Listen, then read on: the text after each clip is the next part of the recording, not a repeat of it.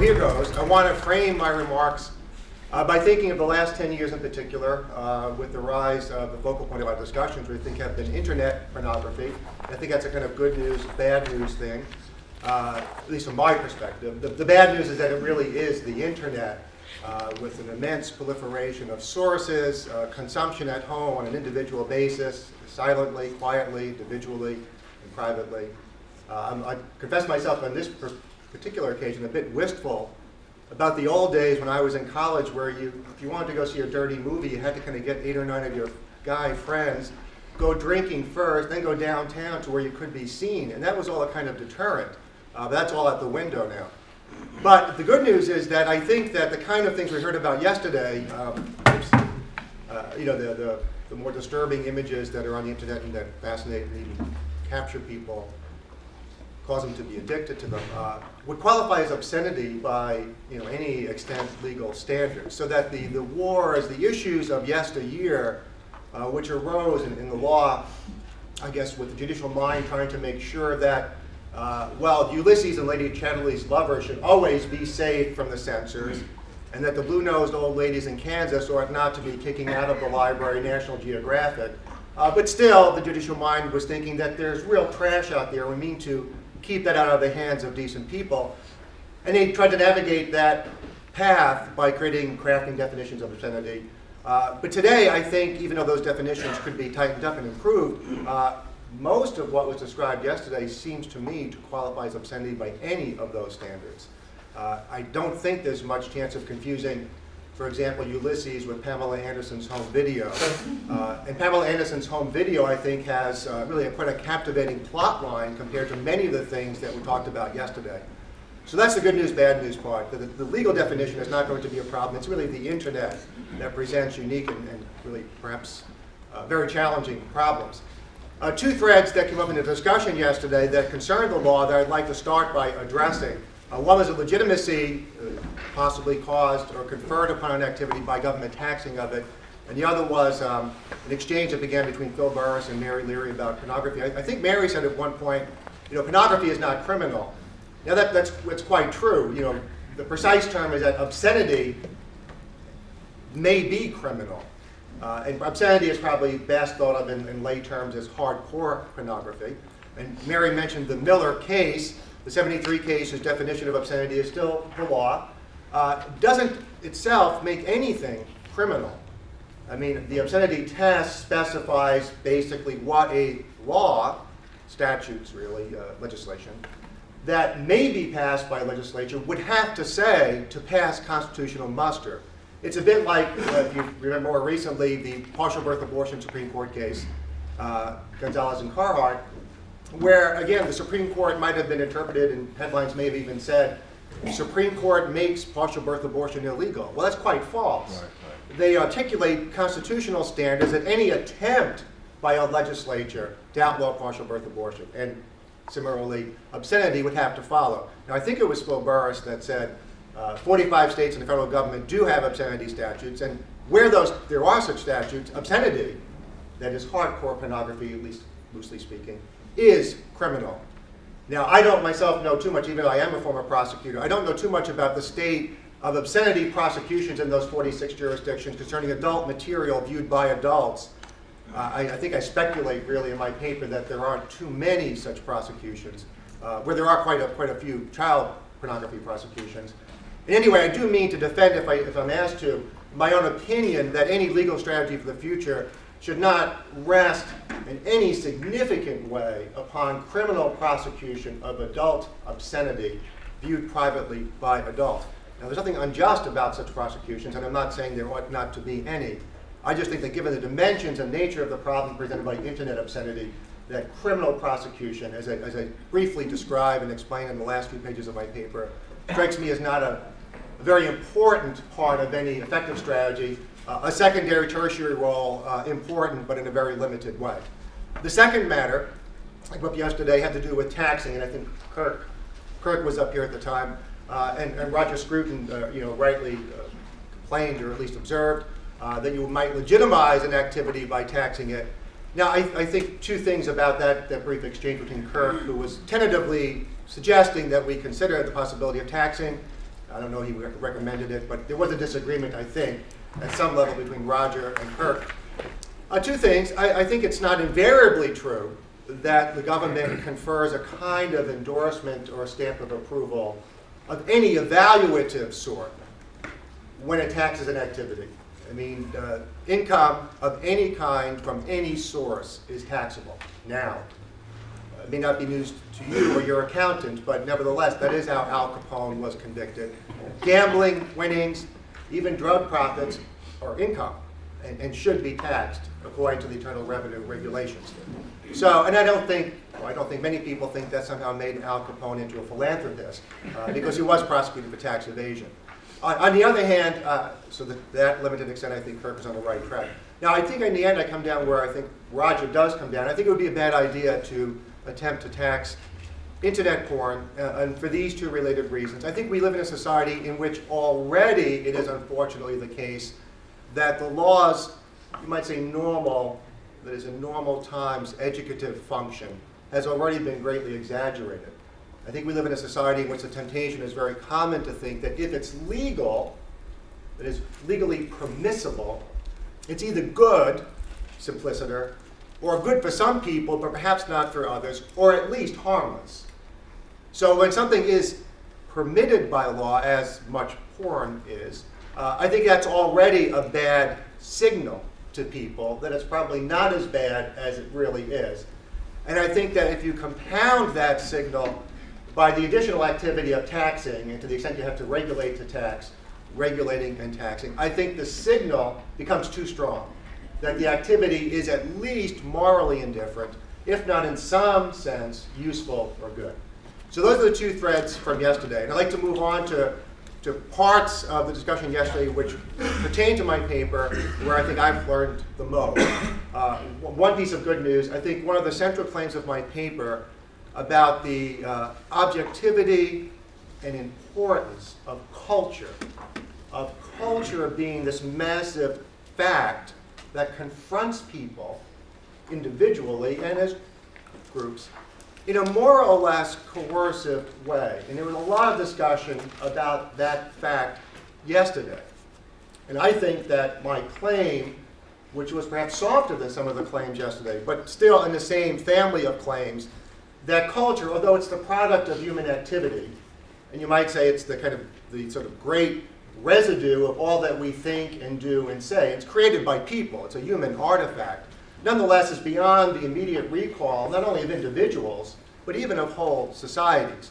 So discussions about what it's like on campus, the hookup culture, what do good boys and girls, what choices do they really have? I think that all reinforces a central point that I want to make about the role of culture and individual freedom, and, which is a different point but related, the secondary but important role that law has to play in sustaining a decent moral culture.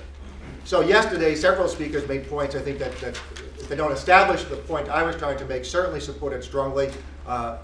Norman Deutsch's point about neuroplasticity, where I didn't know until I heard the talk yesterday that the brain really is partially created by habitual activities. So that the question of the freedom of that person after a while is really put into play. And of course, several people alluded to and even described the truth that there's genuine addiction at work in many people who go to the internet, that their freedom at this point, in the grip of the addiction, is hardly engaged at all. Not to say it's not engaged at all, but hardly or scarcely engaged. And the way in which culture presents itself as coercive was described by several people, including some questioners, as, well, just think about anybody on campus, perhaps, who has an objective. They want to be socially accepted and respected and valued, and they may want to have a dating relationship. So the question arises, well, what are your choices? What choices are actually available to you if you want those good things? And I think not the consensus perhaps, but the recurring message was that options, due to no fault or a laxity on the part of the person asking the question, are extremely limited. And I think that's one way in which you can explain to someone who asks, well, what do you mean that culture is coercive? Say, well, if people want certain good things and deserve certain good things, but in their world, through no fault of their own, they confront only these three opportunities for obtaining these particular satisfactions. Well, I'd say, well, that's a limited menu of options. And what if one is scarcely any better than the other, morally speaking? They're all not very good, morally speaking, at all. So that point, I think, is worth emphasizing. And the payoff, the cash value, if I can just look at, I think it's page 13 of my paper. Not that you know it from memory, probably, most of you. I'll tell you, on page 13, I have the cash value of these remarks is where one of the organizing principles of the constitutional campaign in favor of autonomy, through which we're living and whose effects are haunting us, is this so-called mystery passage from the 1992 abortion case, Casey Planned Parenthood. But it's a famous passage among professors, actually, and I'll come back to that in a second. At the heart of liberty is the right to define one's own concept of existence, of meaning, of the universe, and of the mystery of human life. Again, in my terms, a kind of extraordinary and extravagant claim about the capacity and then the moral right of people to kind of fall into being their own mental and even moral universe. I think in light of yesterday's discussion, this claim is simply ridiculous.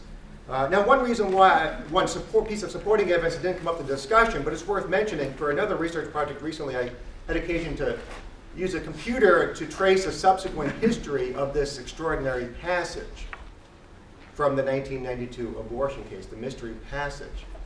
And I guess I shouldn't have been surprised to learn that courts have very, very rarely cited it. Now, it was cited in a strategically important way one additional time by the Supreme Court, and that was Lawrence versus Texas, which is the case which declared that Texas sodomy law criminal law could not be enforced and was unconstitutional. It was a violation of dignity or autonomy. Since the reasoning of the case is schizophrenic, it was otherwise beyond the coercive jurisdiction of the state.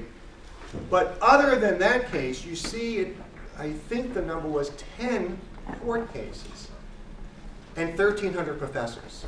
There were 1,300 pieces of commentary which talked about the mystery passage and 10 judges. And I think it's because if you're actually in a context of having to make law in a responsible way, judges, and defend it, you can't really do much with the mystery passage. I mean, it has no sense of internal limits. And I think it's not only intrinsically naive to think the world works this way, I think yesterday suggests it's empirically simply unavailable. So that's good news.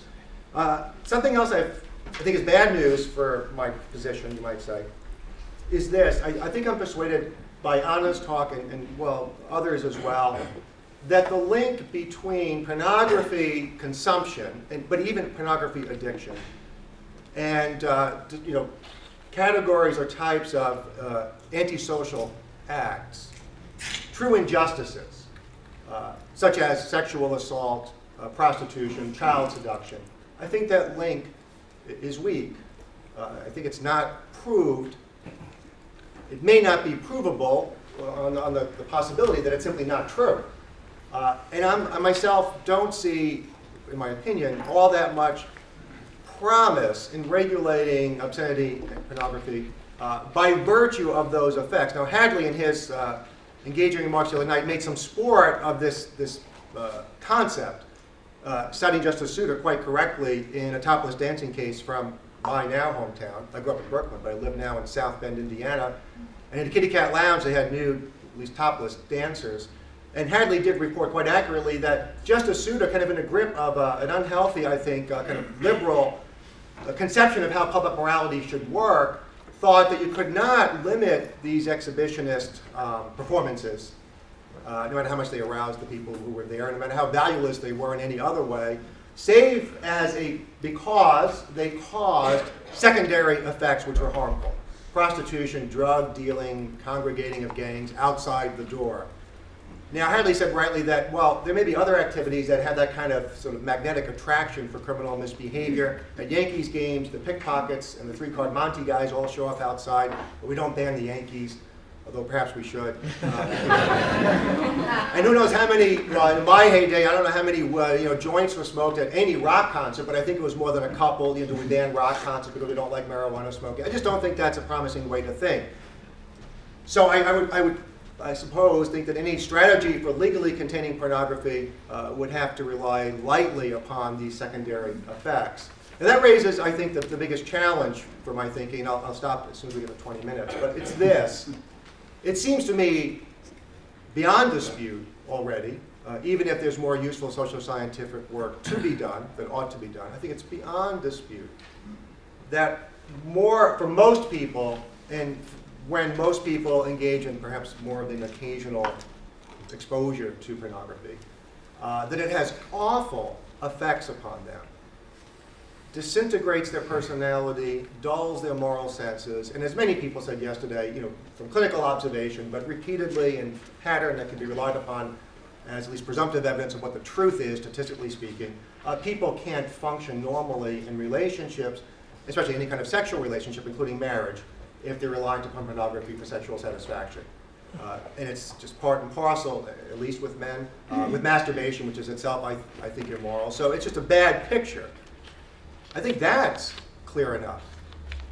But the question from the legal perspective then is this: if the awful effects of pornography are of that basic type, in that basic area of life, having to do with the difficulty, if not the impossibility, of people shaping up morally to be good husbands, mothers, fathers, and to retain their moral integrity, is that a sufficient case in the public arena for any dramatic additional regulation? Let me put it plainly, but not too simplistically.